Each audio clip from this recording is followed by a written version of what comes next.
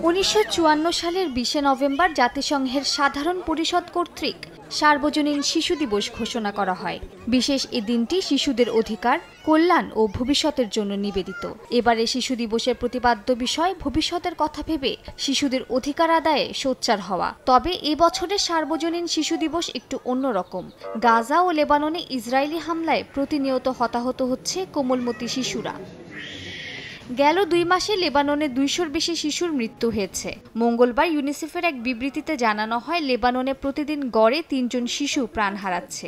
আর গাজায় তো 1 বছরের বেশি সময় ধরে শিশুদের ওপর বর্বর হামলা চলছেই। এ পর্যন্ত গাজায় প্রায় 43,972 জন প্রাণ হারিয়েছেন।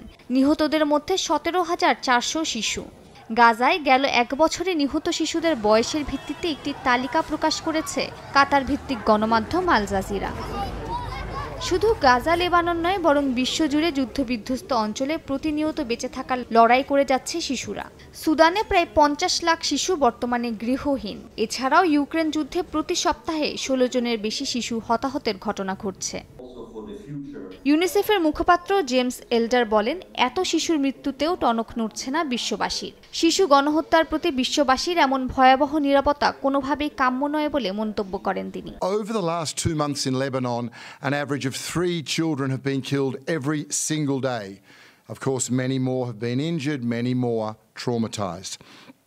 Now, we must hope that humanity never again allows the ongoing level of carnage of children in Gaza, though there are chilling similarities for children in Lebanon. James আরও বলেন, গাজা ও লেবাননের শিশুরা এক অনিশ্চিত পরিস্থিতির মুখে পড়েছে। তারা বেঁচে থাকার জন্য সংগ্রাম করছে, অথচ তাদের পাশে কেউ দাঁড়াচ্ছে না। মালিহা সুরাওয়ার্দী, সময় সংবাদ।